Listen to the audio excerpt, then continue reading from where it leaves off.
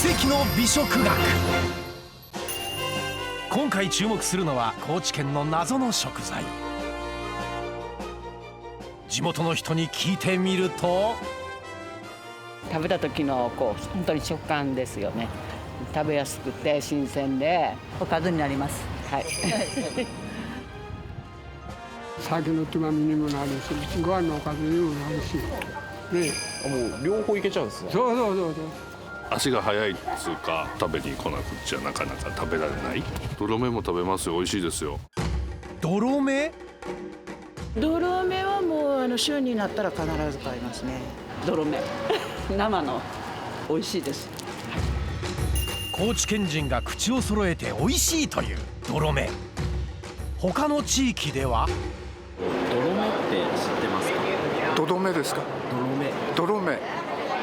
ごめんなさい、ちょっとわからないです。泥目知らない。何ですか？泥目とは一体？ちょうど取れたというので見せてもらうと、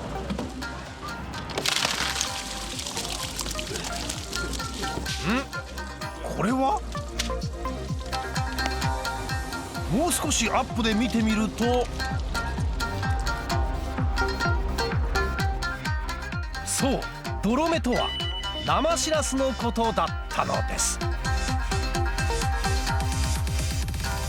しかし調べると、泥目と呼ぶのは高知だけ。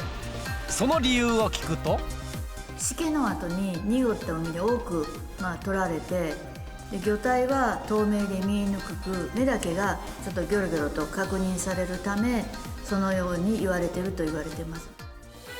この大きな目が濁った海、泥の中で目立っていたので、親しみを込めて泥目と呼び始めたんだそう。他の地域で採れる生しらすと同じように丼や酒の魚としていただくのだが、高知の料理人は泥目について、プリプリ、鮮度がいい、もっと大きく言えば日本一。新鮮ですし、身もふっくら、高知のが全然美味しいですね。高知の泥目が日本で一番美味しいと自信を持って言う。なぜ高知の泥目はうまいのか。そこには高知ならではの自然の恵み、そして漁師たちのこだわりがあった。高知県安芸市、水揚げのおよそ8割が泥目だという、まさに泥目の町。当然町には泥目がいただけるお店があり、定番はその日採れたばかりの泥目を海苔とごまをのせたご飯の上に豪快にかけていく泥目丼。観光客もこっちの方がなんか柔らかいなと思います。なんか関西の方がちょっと固めなイメージがあります。食感と、苦み臭みのなさ、美味しくないわけがない。苦み臭みがなく身も甘い泥目はお酒のつまみとしても人気。ポン酢をかけていただくのがおすすめ。さらに高知ならではの食材と合わせる泥目料理も。合わせるのは葉ニンニクのぬた。ピリッとした辛みがアクセントとなり、泥目との相性も抜群。酒の魚として愛される泥目、それゆえこんなお祭りまで。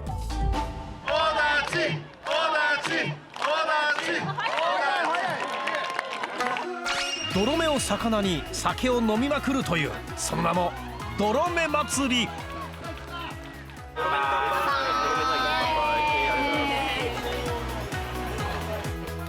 高知県人に愛される泥目、一体なぜ他の地域のしらすよりも美味しいと言われるのか。じゃこ学の専門家はその理由をこう紐解く。水深 1000m を超えるところから上がってくる深層水ですね。栄養塩をものすごい持った深層水が上がってくるのが、一番上がってくるのがこの秋。栄養塩があれば植物プランクトンが湧く、植物プランクトンが湧けば動物プランクトンが集まってくる。動物プランクトンというのはいわゆるイワシのシラスの赤ちゃんの必然的な餌ですので、ここで育ったシラスは元気がいい、すなわち結果的には美味しく感じられるというところになるかと思いますけどね。さらに土佐湾には多くの川から山の栄養素が運ばれるため、イワシの餌となる上質なプランクトンが大量に発生。それゆえ動きが活発になり、身がプリプリで美味しいドロメになる。一方でドロメは鮮度が落ちるのが早く、その朝取れたものでも夕方までが限界。そのため幻の食材と呼ばれていた。しかし今では遠く離れた県外でもドロメの美味しさが損なわれることなく食べられるという。そこには美味しさを届けようとする漁師の熱意と絶え間ない努力があった。いいですね。鮮度が良くて色目も良くて混じりっ気がないのですごくいいし、ドロメですね。一体どうやって鮮度を落とさずにドロメを食べられるようになったのか。おはようございます。おはようございます。今日よろしくお願いいたします。こちらこそよろしく。ドロメ漁歴58年、ドロメを知り尽くした山崎さんに密着し、その秘密を探る。浅いところです。ドロメがいるのは浅瀬。魚群探知機で群れを探し沿岸を進むのだが、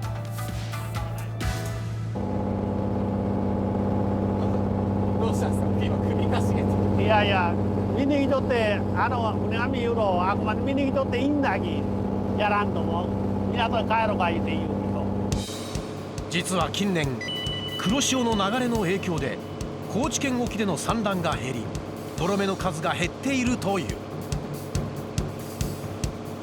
そのため不漁が続き、漁には出たがすぐに帰ってしまう船も。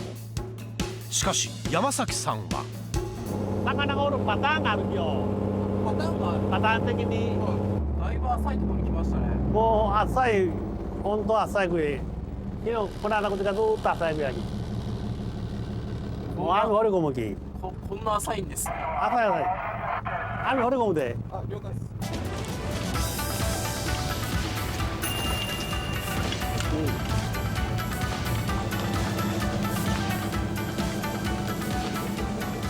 結構長いですね。長い。どんくらいの長さあるんですか。メーターで言うたら40メーターまで長い。40メートルの網を2隻で張っていき、1隻が運送。合計3隻でドロメ漁は行われる。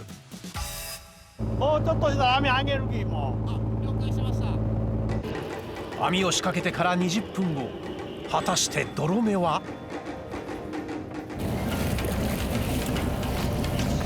いかん。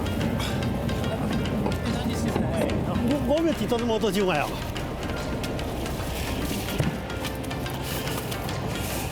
こればと思ったら大量。ドロメだ。山崎さん曰く少量とのことだが、見事漁場を探り当てた。しかしここで疑問が。40メートルの網を入れてなぜ小さいドロメだけが取れているのか。大きい魚がいてもいいものだが、ほんでこんな太いものはここで止まるわけよ。ほんでドロメばっかり抜けていくがよ。ここも目をドロメは抜けていくがよ。ドロメはすり抜けるサイズ。そう、これから抜けるように。実は40メートルの網、目の大きさが違っており3層に分かれている。そのため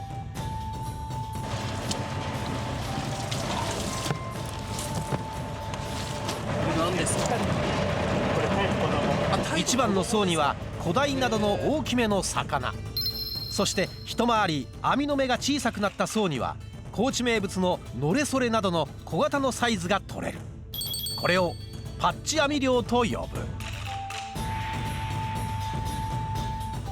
大きな魚と同じ網じゃないから身が潰されないため傷がつかず、より鮮度が良い状態で水揚げできているのだ。ドロメを取ったらすぐさま港へ。漁に時間をかけると鮮度が落ちる。少量でも取れたらすぐに港へ。全ては鮮度のため。港に上がったらわずか10分で競りへ。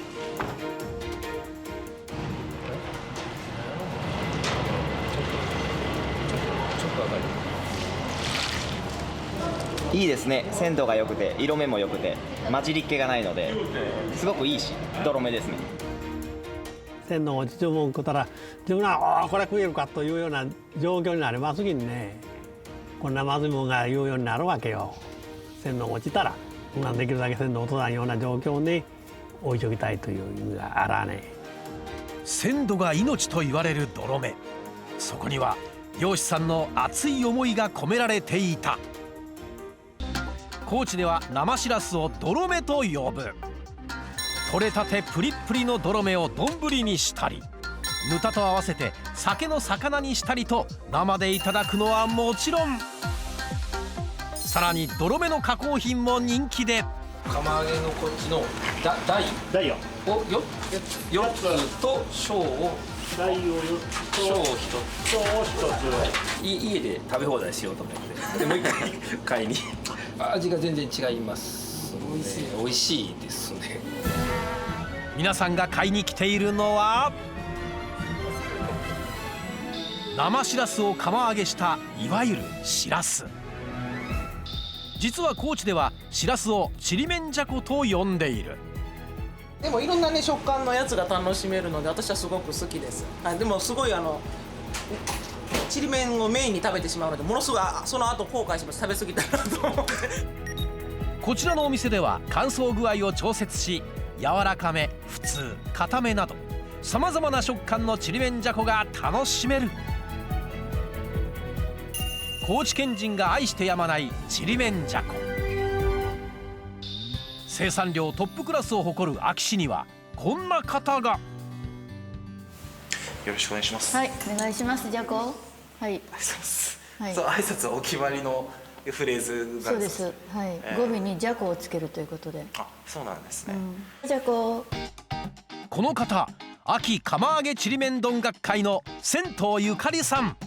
じゃこをかけたらごちそうに変身するんです。そんな安芸市にはちりめんじゃこを使ったアイデア料理が数多くある。これはアイスクリーム？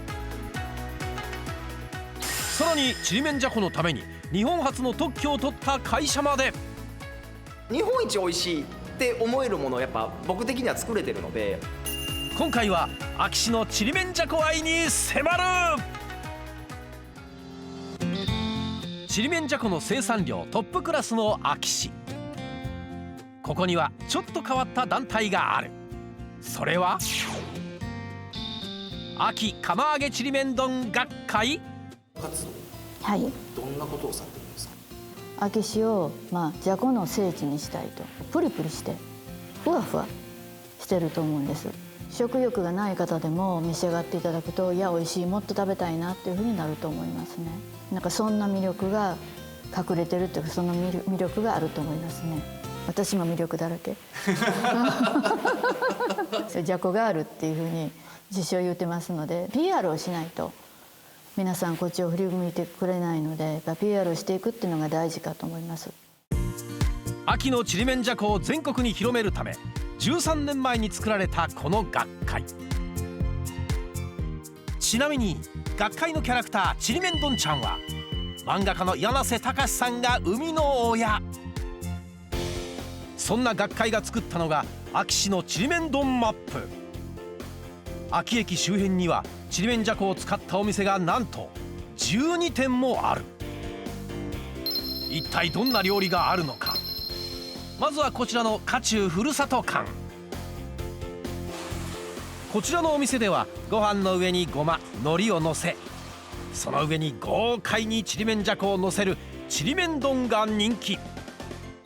大葉、大根おろしとちりめんじゃことの相性は抜群。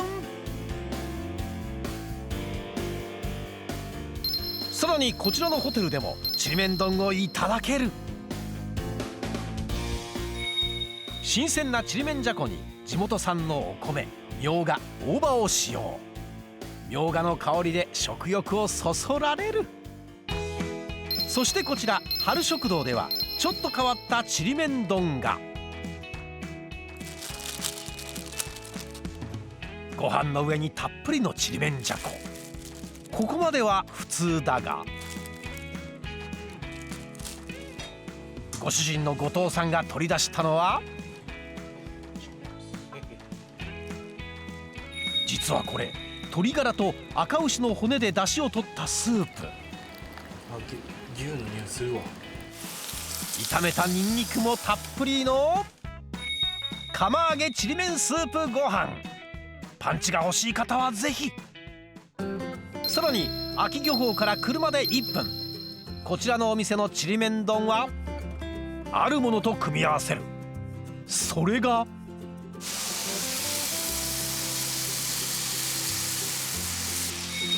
豚肉の照り焼き。ご主人曰く、照り焼きの甘いタレとちりめんじゃこの塩味が絶妙にマッチすると思い作り始めた。さらに安芸市では丼以外もパスタにちりめんじゃこ、水菜と海苔、大根おろしをのせたちりめんパスタ。水菜のシャキシャキ感とふわふわちりめんじゃこで食感が楽しめる。そして極めつきはソフトクリームにちりめんじゃこ。ちりめんじゃこの塩味がアイスの甘さをより引き立たせる。この装置がうち独自でやってるこの特許を取得した装置になります。この後ちりめんじゃこを作るために日本で唯一の製法を編み出した会社に潜入。秋漁港の泥目の競りにやってきた一人の男。いいですね。鮮度が良くて色目も良くて混じりっ気がないのですごくいいし、泥目ですね。どういうのが色目がいいになるんですか、これは。魚体の色ですね。ここから加工して一回り変わるんですけど、それを予想してこの段階でだいたい仕上がりのイメージを作っていきます。そう語るこちらの男性、ちりめんじゃこを作るのに日本で初めての製法を編み出した高橋さん。一体どんな製法なのか、安芸市にある川久保ファクトリーに潜入。すごい機械並んでますね。こちらの川久保ファクトリー、年間およそ50トンものちりめんじゃこを製造。こちらで作るちりめんじゃこは通常より水分を多く含んでいてふっくらしているのが特徴。ここで大量の水で洗浄していきます。これが洗浄です。そうです。泥目のぬめりを取るために洗浄していくのだが、ここでこれはですね、うち独自のものでして、一般的な洗浄プラスアルファですね、この噴霧器で高圧で噴霧することによってこの魚のぬめりとかいわゆる生臭みを取り除くことができるんですよ。この装置がうち独自でやってるこの特許を取得した装置になります。泥目に付着しているぬめりは生臭さの原因に。そこで生み出したのがこちらの装置。水で洗浄するだけでなく、水と酸素を特殊配合した独自のシャワーでぬめりを徹底除去しているのだ。そして洗浄を終えたら炊き上げし、アクを抜いていく。そうすることでうまみ成分が凝縮され、ふわっとした仕上がりに。その後大型扇風機で一気に風を送り乾燥。こうしてちりめんじゃこが出来上がるのだが、この後驚きの工程が。出来上がったちりめんじゃこをベルトコンベヤーの上に置くと、